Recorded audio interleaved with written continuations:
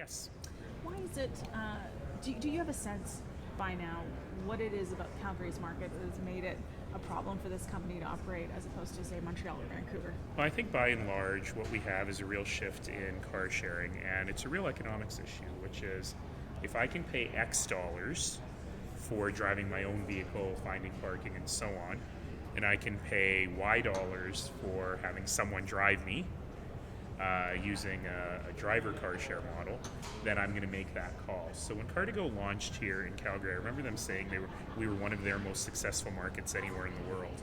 And certainly since then, there's been a lot of changes with the rise of Uber, other car sharing apps and companies, changes in the taxi industry, as well as investments in public transit. So the market changes, and as always, when the market changes, you have to adapt. And certainly that company has gone through a bunch of changes and mergers and so on. And I think look, I'm also a management consultant and a business professor. When you pull out of many, many markets to focus on your core markets, sometimes that's a platform for further growth. Usually it isn't. So if this does wind up coming, if the conversations that are coming now between administration and potentially that firm result in an ask for further discounts on parking rates or some kind of subsidy, is that something you'd be supportive of? Do you expect it to be something council would want? Look, it all comes down to math. Okay, so if we believe that other people will park in those spots and pay the same amount, then we ought not to be offering subsidies to some people versus other people. That said, in the case of the smart cars, we created special parking spots for them that only they can park in. So if my question is get $5, get $0, or get $2, then $2 is better than $0. So these are conversations I think that we'll just have to think through. And Councillor Willie, last one. Councillor Willie said that he is hoping to meet with the company this week. Is your office leading that? Where is that in terms of sort of the status of speaking with the company? I often find it very useful. I've got wonderful staff in my office for them to help lead some of these conversations. So we'd be happy to step in and see what that needs. Because ultimately, look, this is a transportation service that some people value. It's serving an important part of our community. And in some ways, it's making it easier to live in Calgary without having your own vehicle. That's good public policy, and it's what we call for. So as a result, there is a public policy imperative here to give people as many choices as possible. And so I'm happy to engage in those conversations to figure out how to do that. Later, council is going to be dealing with a notice of motion about Bill 21. Yes. Other than waving your finger at Quebec saying, "Oh, this is really stupid what you guys are doing," what effect will council's move have on the discussion? You're going to hear me say more about this during the debate, but I'll tell you this, which is I'm embarrassed about something that I did. Back in the spring, I was at a meeting of the big city mayors, and the mayor of Montreal, Valérie Plante, came up to me and said, "I feel like I'm all alone in fighting Bill 21. And I feel like I could use some more support." And what I should have done is gone back into the meeting and banged my fist on the table and said, we need a statement from all mayors supporting Madame Plante in the work she's doing. And I didn't do that. Well, it's never too late to do the right thing.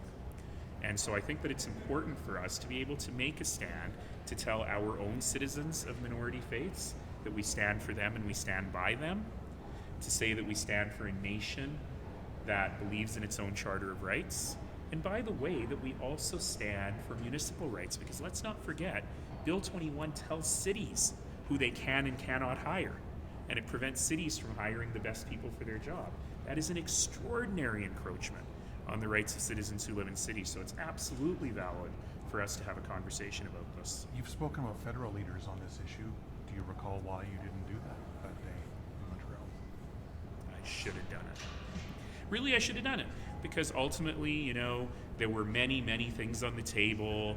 I don't know if I wanted to get into the jurisdictional battle of should the mayors be talking about this and so on. And sometimes you let your mind get in the way of doing what's the right thing to do. And I should have done it at that day, and I should have put it on the table. But at the very least, our council now has the opportunity to take a real stand for what's right.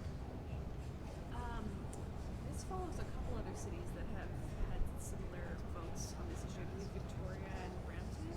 Yeah.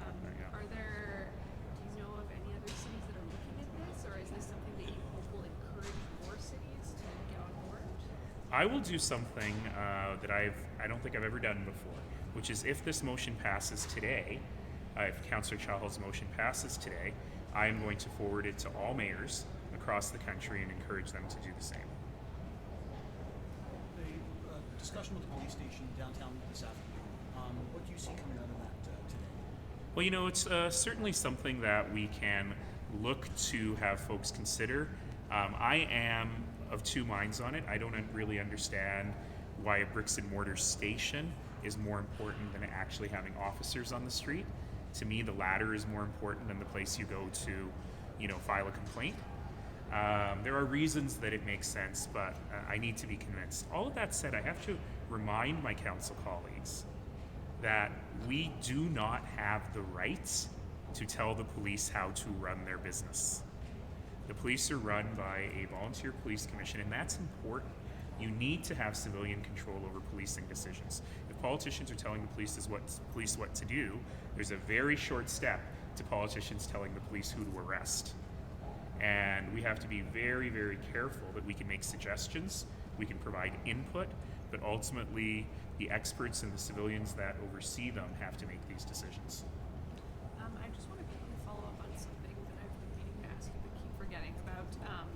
Cuts to the Calgary Homeless Foundation that affected the DOPE team. Oh my gosh, for yes. Provincial funding.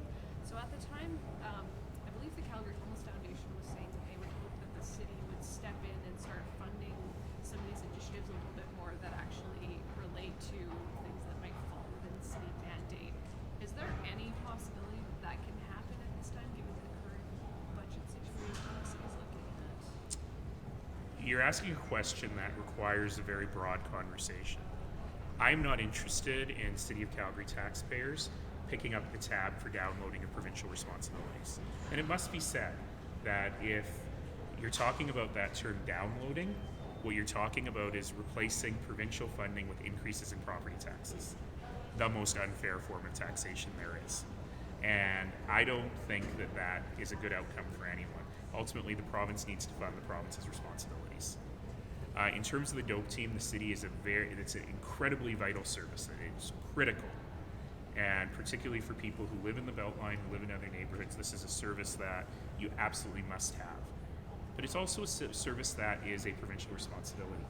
And the city of Calgary already vastly over-contributes, I would say, financially to this. Can we come up with a new conversation with the province in a different form of funding? I'm happy to have that discussion with the province. I'm happy to have that discussion with the Calgary Homeless Foundation. This is a critical service, but at the same time, if there's going to be downloading onto the City of Calgary citizen as a taxpayer, there's only one taxpayer who's fond of hearing, then that has to be made explicit as well. One not unrelated question. It came out of AUMA this week, and it sounds like the province is going to empower municipalities to be able to tax cannabis producers differently than they were before. Previously, I think they were treated the same as agricultural entities. Does that apply to us at all? Is that within Calgary limits? Is there any property that would apply to? I don't actually know the answer to that question. I know that there have been a couple of large commercial cannabis providers with indoor growing opportunities that we've been courting. I actually don't know if any of them are in production yet. That is something that is really meant for more rural areas that have large cannabis production fields. But listen, there is real opportunity in that industry, and if we can figure out ways to even attract it even more to Calgary, that's something we're interested in. At the AUMA, did you get the sense now, having come back from that the province will be cutting money to the city of Calgary? And if so, what does that mean? Well, I didn't need to go to AUMA for that. To hear that, but no, further reinforced. there's a more specific question you're asking, which is about the city of Calgary. Right. So what I've tried to make clear is that the city of Calgary and the city of Edmonton, unlike other municipalities, have already taken our cut. So in the McKinnon report, they use the 2017 numbers for Calgary. The 2019 numbers are less than half. It's a massive cut, and we've already taken it. We only get back to 2017 levels of funding under the current government's plan in 2032. The government of Alberta had promised in their platform that they would maintain that fiscal framework of the cities of Calgary and Edmonton, already having taken that cut. So if there are further cuts, that'd be a pretty big broken promise on the part of the government of